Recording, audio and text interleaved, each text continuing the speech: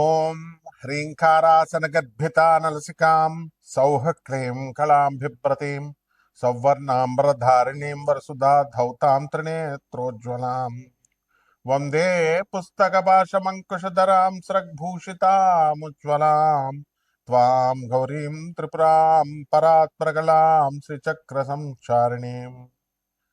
ఓం విజయవాడ కనకదుర్గాదేవతాయే నమః. శ్రీ దుర్గామల్లేశ్వర దేవతాభ్యో నమ. వసుదేవసుతం దేవం కంసచాణూరమర్దనం దేవకీ పరమానందం కృష్ణం వందే జగద్గురుం. కృష్ణం వందే జగద్గురుం. శ్రీ రాధాకృష్ణాభ్యాం నమ. అర్జునం వందే జగదేక వీరం.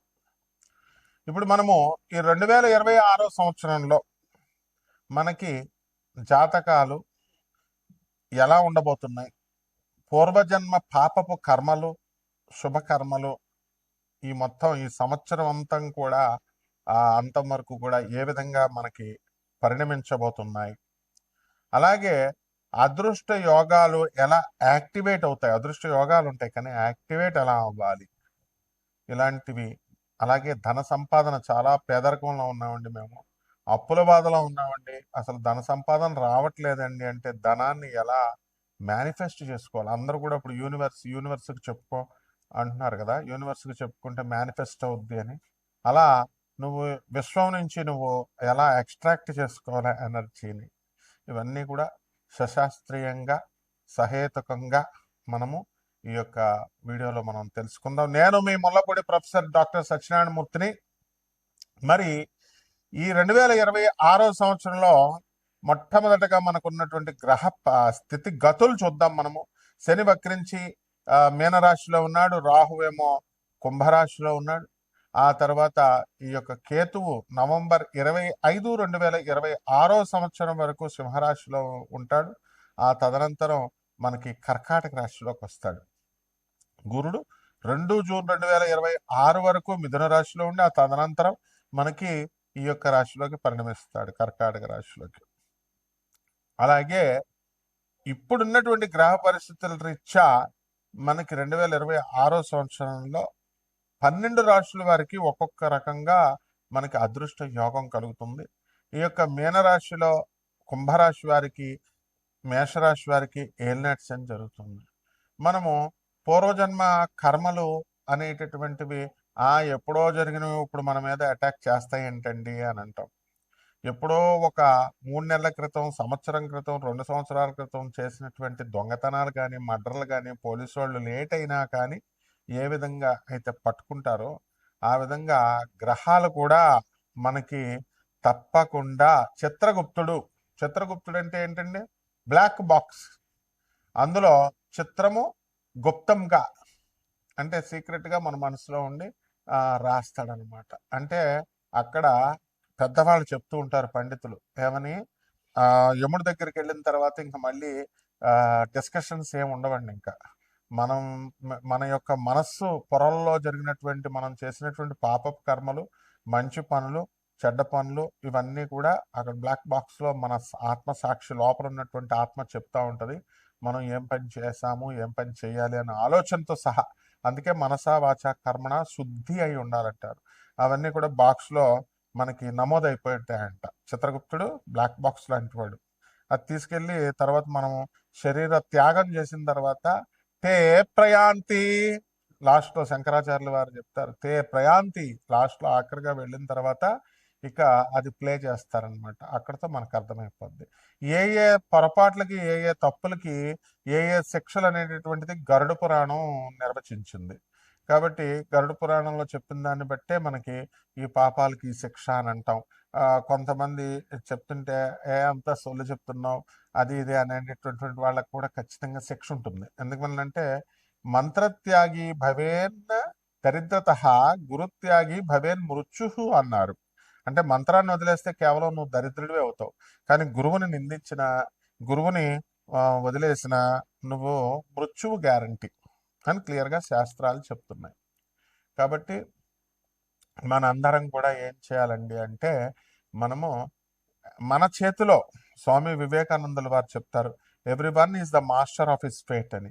మన భవిష్యత్తుకి మనమే మూలకర్తలం, మంచిగా కావాలి అనుకుంటే మనం మంచిగా చేసుకోవాలి ఈ జన్మలో. నెక్స్ట్ జన్మలో అయినా మంచి రావాలి అనుకుంటే ఆగామి కర్మ, ప్రారబ్ధ కర్మ, సంచిత కర్మ, ఇలాగా అనేక రకాలైనటువంటి కర్మలు ఉంటాయి, క్యుములేటివ్ కర్మలు. ఆ కర్మలను బట్టే జరుగుతాయి.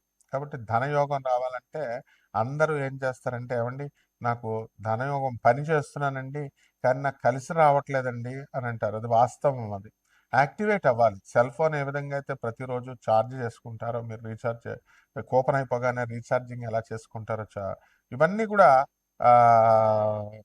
సేమ్ ప్రాసెస్ అన్నమాట. లా ఆఫ్ క్రియేషన్ సేమ్ ఉంటుంది.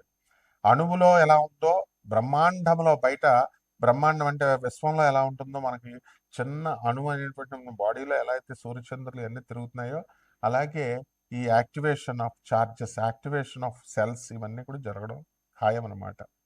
కాబట్టి ధనయోగాలు మనం పుట్టించుకోవచ్చు. అలాగే ఆ, అప్పుల బాధలో ఉన్నటువంటి వాళ్ళు కూడా ఆ అప్పుల బాధ నుంచి మనం బయటపడవచ్చు. కాకపోతే దాని మార్గం చూపించే వాళ్ళు ఉండాలి కదా. ఉద్యోగం రావట్లేదండి, ఉద్యోగం రాకపోతే ఏం చేయాలి? నాకు ఉద్యోగం రావట్లేదు, ఉద్యోగం రావట్లేదు అని ఇంట్లో బాధపడుతూ కూర్చుంటే రాదు. మనం చేసినటువంటి గుడ్ కర్మ మనకు పుష్ చేస్తుంది, ముందుకు తోస్తుంది. వెళ్ళి ఎవరినైనా కలువు అని మంచి వాళ్ళని పరిచయం చేస్తుంది. ఆ మంచి వాళ్ళు వెళ్ళి మిగతా మంచి వాళ్ళని పరిచయం చేస్తూ ఉంటారు. అప్పుడు ఎక్కడో ఒక చోట వర్కౌట్ అవుద్ది. అలా కాకుండా చెడు కర్మ కూడా, ఇక్కడ బ్యాడ్ కర్మ కూడా వెంటనే వస్తుంది. బ్యాడ్ కర్మ అంటే చెడ్డవాళ్ళని కూడా పంపుద్ది. నీకు చెడ్డవాడు ఏం చేస్తాడు? నీకు కోట్ల రూపాయలు వస్తుంది, ఆర్పీ బిజినెస్, నెంబర్ 2 బిజినెస్ అని చూపిస్తాడు. మంచోడేమో నీకు 10 రూపాయలే వస్తుంది నాయన, నీకు చాలా తక్కువ వస్తుంది, 10,000 వస్తుంది నెలకని చూపిస్తాడు. మనం మంచి వాళ్ళ చెప్పిన ప్రకారమే వెళ్ళాలి. ఈ రిస్క్ ఉంది కదా అని చెప్పేసి చెడ్డవాళ్ళకి వెళ్తే పోలీసులు పట్టుకుంటారు, లోనేస్తారు. ఈ విధంగా పెద్ద పెద్ద ఎమ్మెల్యేలు, పెద్ద పెద్ద రాజకీయ నాయకులు చాలా, వాళ్ళు ఏమనుకుంటారంటే మేము కబ్జాలు చేసాము, మేము చాలా గొప్పవాళ్ళం, మేము మామూలు మనుషుల డబ్బు దొబ్బేసాం అనుకుంటారు. కానీ వాళ్ళకి చచ్చిపోయేటప్పుడు పక్షపాతం. మీరు చూసుకోండి, వాళ్ళతో ఇప్పుడు పెద్ద రౌడీలుగా చలామణి అయినటువంటి ఎమ్మెల్యేలుగా చేసిన వాళ్ళు, ఎమ్మెల్యే కంటెస్టెంట్స్గా చేసిన వాళ్ళంతా కూడా కుక్కచావు చచ్చిపోయారు. వాళ్ళంతా పెరాలసిస్ వచ్చి బెడ్ మీద లాస్ట్ 6 నెలలు. ఇవి ప్రవచనకారులు, జ్యోతిష్కులు చెప్పరు. ఎందుకంటే వాళ్ళ రాజకీయ నాయకులు కదా, వాళ్ళతో మనకేంటని. వాళ్ళు రాజకీయ నాయకులు వీళ్ళనైనా, లేకపోతే మంత్రులైనా, సీఎంలైనా, ఎవరైనా మనిషి యమధర్మరాజు ముందు సేమ్ అన్నమాట. అందువలన మనం చాలా ధర్మంగా, న్యాయంగా మనం ముందుకు వెళ్ళినప్పుడు మాత్రమే మనం సక్సెస్ అనేటటువంటిది మనం చూడగలుగుతాం. కాబట్టి మనం ఏం చేయాలండి అని అంటే, ఈ యొక్క రాశి వారంతా కూడా మనము 12 రాశుల వారు కూడా దేవతా వృక్షాలను మనకు ఉన్నాయండి. మారేడు చెట్టు, నేరేడు చెట్టు, జువ్వి చెట్టు, జమ్మి చెట్టు, ఆ తర్వాత ఈ యొక్క ఆ, దత్తాత్రేయుడు మనకి ఇచ్చినటువంటి మేడి చెట్టు, ఇవన్నీ ఉంటాయి. 64 యోగిని గణాలు ఇవన్నీ ఉంటాయి. వాటికి పూజ చేసుకోవడం, వాటికి ప్రదక్షిణాలు చేసుకోవడం, వీటి ద్వారా మనం ఏం చేస్తామండి అంటే, మనకి ఆ కర్మలన్నీ కూడా తొలగిపోయి చక్కగా మంచి కర్మలు, మంచి అదృష్టాలు ఇవన్నీ వస్తాయి. అదే పనిగా మనము పూజలే చేసుకుంటూ ఉంటామండి, కుంకుమ వేసి, పసుపులేసి, లేదా మంత్రాలు ఇచ్చారండి, మంత్ర జప అనుష్ఠానాలు చేసుకుంటామండి. మేము ఎవరికి కూడా దాన ధర్మాలు చేయమండి, లేకపోతే మేము ఎవరికి కూడా ఆ, మంచి పనులు చేయమండి అని అనుకునేటటువంటి వాళ్ళకి మంత్రాలన్నీ కూడా సిద్ధించవు. కాబట్టి ఇక్కడ కావాల్సింది ఒకటే, ఏమిటంటే నీకు ఎవరితో పని ఉంది? ధనలక్ష్మితో పని ఉంది. నువ్వు ఒక పర్సన్ కలుస్తున్నావు అండి, పర్సన్ కలుస్తున్నప్పుడు నీకు అపాయింట్మెంట్ కోసం నెంబర్ పెడతాం. దేనికి పెడతాం? నీకు పని ఉంటే నీ కర్మను ఎలా తప్పించుకోవాలి అన్నదానికి అపాయింట్మెంట్ కోసం పెడతాం. అలా చేస్తేనే వస్తుంది మనకి. అలాగే మనకే సలహాలు ఇవ్వాలని ఫోన్ చేసే వాళ్ళకి రెండోసారి రానిస్తాం, మనం రానివ్వం కదా. కాబట్టి అలాగే యముడు కూడా అంతే అనమాట. లా ఆఫ్ క్రియేషన్ క్రియేట్ చేశారు, దాని ప్రకారం మనం ముందుకెళ్తే ఇవన్నీ యాక్టివేట్ అవుతాయి. ఏ విధంగా ధనయోగం రావాలి, ఏ విధంగా అయితే దరిద్ర యోగాలు ఇవన్నీ కూడా పోవాలి, ఇవన్నీ కూడా మేము చెబుతాం సిన్సియర్గా, సీరియస్గా ఉన్నటువంటి వాళ్ళకి. నాన్ కమర్షియల్ ఆస్పెక్ట్తో మనందరం కూడా అమెరికన్ టెక్నాలజీని ఉపయోగించి నాసా రిపోర్ట్స్ను ఆధారంగా చేసుకొని యాంగులర్ మొమెంటంలు, వెలాసిటీ ఆఫ్ ద ప్లానెట్స్, ఇలాంటి మోడర్న్ కాన్సెప్ట్స్ని ఫిజిక్స్లో తీసుకొని మనము మోడర్న్ సైన్స్ని, ఏన్షియంట్ ఆస్ట్రాలజీని బ్లెండ్ చేస్తూ మనము చెప్పేటటువంటి ఈ జ్యోతిష విశ్లేషణలో మీకు ఎప్పుడు పెళ్ళిళ్ళు అవుతాయి, ఎప్పుడు మీకు వివాహాల, ఎప్పుడు విడాకులు అవుతాయి, ఎప్పుడు మీ ఉద్యోగాలు వస్తాయి, ఎప్పుడు మీరు యాక్సిడెంట్లు అవుతాయి, ఇలాంటి సంపూర్ణ జాతకం మీరు తెలుసుకోవచ్చు. ఇది రాశి ఫలాలు కాబట్టి కోటాను కోట్ల మంది కామన్ ప్లాట్ఫామ్ మీద చెప్తాం. అలాంటి వాళ్ళ కోసం ఈ ఛానల్ ఓనర్లు అయినటువంటి వేణు, దత్తాత్రేయ, మౌర్య, మౌళి, తర్వాత ఈ యొక్క దీపు స్టార్, తర్వాత మావాడు పార్థు, వీళ్ళందరూ కూడా నాన్ కమర్షియల్ ఆస్పెక్ట్స్ ప్రజలకు ఎక్కువ ఉపయోగపడాలి అనే ఉద్దేశంతో మీకు వెసులుబాటుని కలిగిస్తున్నారు. అటువంటి వాళ్ళు మాకు కాంటాక్ట్ చేయొచ్చు. మేము బ్రహ్మాండంగా చెప్తాం మీకు ఎంతో ప్రేమతో. ఇకపోతే మీరు ఏం చేయాలంటే ఈ ద్వాదశ రాశుల వారికి, ఒక్కొక్క రాశి వారికి ఎలా పనిచేస్తాయో ఈ వీడియోలో చెప్తాం మనం. వృశ్చిక రాశి, ఈ వృశ్చిక రాశి వారికి అందరికీ కూడా మనకి అర్ధాశ్రమ రాహు నడుస్తున్నాడు, మరి పంచమ శని నడుస్తున్నాడు, తర్వాత అష్టమ శని గురుగ్రహం నడుస్తుంది. అందువలన ఏమండి మరి వృశ్చిక రాశికి అస్సలు బాగుండలేదండి, మరి మాకు రాజకీయ నాయకులు గెలుస్తారా అండి అనేటటువంటి వాళ్ళకి యువ కిషోరం, యువ కిరీటి, యువ సార్వభౌముడైనటువంటి నవీన్ యాదవ్, మన చిన్న శ్రీశైలం అన్న వాళ్ళ కొడుకు, మరి జూబ్లీ హిల్స్ కాన్స్టిట్యున్సీ ప్రజలంతా కలిపి గెలిపించుకున్నారు. మరి గెలిచాడా లేదా? బాగాలేకపోయినా సరే దున్నుకుంటూ వచ్చేసాడు. ఎందువలన డిసెంబర్ 5వ తేదీ వరకు గురుగ్రహం బాగుంది అక్కడ. గురుడు కర్కాటక రాశిలో ఉన్నాడు. కాబట్టి అటువంటి మళ్ళీ లక్కీ ఛాన్స్ ఈ వృశ్చిక రాశి వాళ్ళందరికీ కూడా ఎప్పటి నుంచి వస్తుందంటే, మనకి ఈ యొక్క ఏం మారాలి? గురు మారాలి. 2 జూన్ 2026 సంవత్సరం నుంచి మిథున రాశిలో ఉన్నటువంటి ఈ గురుడు కర్కాటక రాశిలోకి రావడం జరుగుతుంది. దాని ద్వారా మనకు అన్ని లాభాలే, ఇక వద్దంటే లాభాలు. ఇప్పుడు ప్రస్తుతం ఉన్నటువంటి వృశ్చిక రాశి వాళ్ళకి కాస్త డిసెంబర్ 5 తర్వాత చాలా మందికి కాస్త ఉన్నటువంటి పరిచయాలు నిలబెట్టుకోవడం రావట్లేదు. అండ్ వాళ్ళంతా కూడా వాళ్ళ సొంత తెలివితేటలతో బిహేవ్ చేయడము, ఈ రాహు అంతా కూడా కన్ఫ్యూజన్స్లో ఉంచడము, ఇలాంటివి జరుగుతున్నాయి. ప్రేమించినటువంటి వ్యక్తులను వదిలేసి మళ్ళీ కొత్త ప్రేమికులను చూసుకుంటున్నారు. ఎందువలనంటే వీళ్ళ వల్ల లాభాలు లేవని వీళ్ళకి వీళ్ళే ఊహించేసుకుని, అవతల వాళ్ళు పాపం మంచిగా ఉన్నప్పటికీ కూడా. కాబట్టి ఇలాగా కొంచెం బ్రెయిన్లెస్ పనులు అనేటటువంటిది ఈ వృశ్చిక రాశి వాళ్ళు ఈ సంవత్సరంలో చేయడానికి ఎక్కువ అవకాశాలు ఉన్నాయి. అయితే ఈ వృశ్చిక రాశి వారికి మనకి కేతుగ్రహము కేంద్ర స్థితిగతుడై మనకి నవంబర్ 25వ తేదీ 2026 సంవత్సరం దాకా ఉంటున్నాడు. అప్పుడు అద్భుతమైనటువంటి ఫలితాలు మీకు వస్తాయి. చేపల రొయ్యల చెరువులు నడుస్తున్నటువంటి వాళ్ళు, పౌల్ట్రీస్, హ్యాచరీస్, పశు సంపద, పాడి మీద ఆధారపడినటువంటి వాళ్ళు, వాళ్ళంతా కూడా బ్రహ్మాండంగా సంపాదించడం అనేటటువంటివి జరుగుతాయి. ఎక్స్పోర్ట్స్, ఇంపోర్ట్స్ బిజినెస్లు ఇవన్నీ కూడా సాధించడానికి అవకాశాలు ఉంటాయి. అలాగే ఈ రాశి వారికి అందరికీ కూడా ఆధ్యాత్మిక మార్గంలో ఉన్నటువంటి వాళ్ళకి ఇంకా ఎక్కువ మనం సాధన చేసుకోవాలి, మంత్రజపం చేసుకోవాలి, ఆ తర్వాత ఏదో ఒక మంత్రశక్తులు సంపాదించాలి. అప్పుడు మనం ఈ సమస్యల నుంచి బయటకు వస్తాము అనేటటువంటి ధోరణిలో వీళ్ళు వెళ్తారు.